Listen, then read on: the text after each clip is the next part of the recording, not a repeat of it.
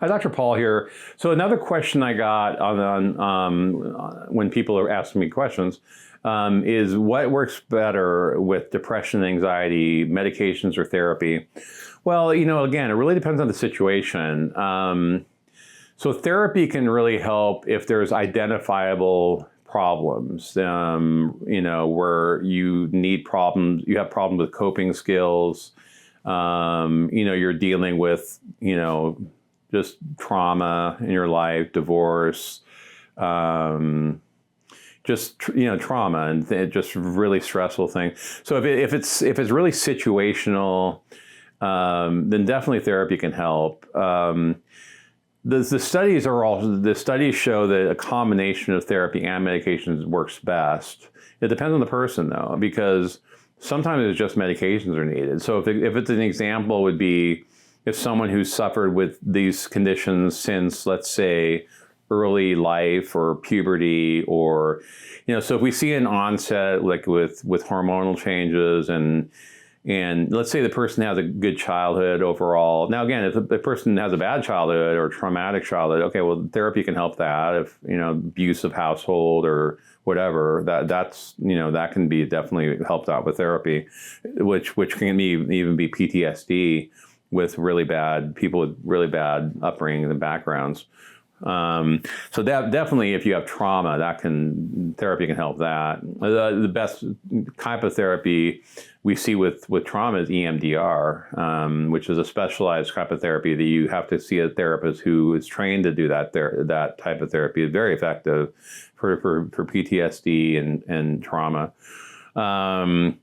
But if I take a history of someone and who says, who it looks like it's genetic, there's hormonal elements involved, and then the person they say, things in my life were actually good. I don't understand why I'm feeling this way. I don't get it because my marriage is okay, my kids are okay, my job, everything's okay.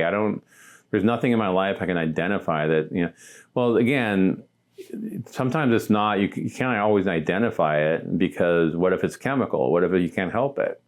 That's where medications kind of come in with someone. So, and that person, would they benefit from therapy? Probably not. Is it going to hurt? No, because it's always kind of probably nice to talk to someone about things. And with therapists, they're not just like a friend. They're trained to like pull stuff out of you that, that they want you to, that they see a patterns with you, or they see something that, the therapy can help. And so I work with a ton of therapists over the years. A lot of them I know.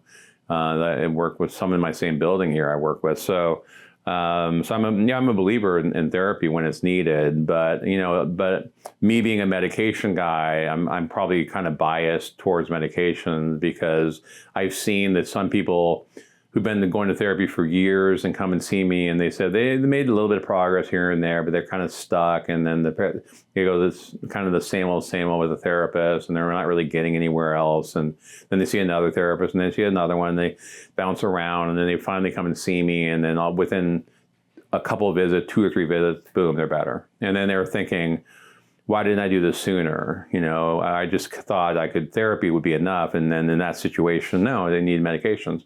And again, needing medication doesn't mean, addiction, or doesn't mean, it just means needing medication means that, you're treating the medical part. You're trying to treat this chemical part in the nervous system that's out of balance and needs balancing. And so that's what medications are about. And again, and a lot of people, my patients benefit from both, a combination of both. So hopefully that clarifies it a bit for you.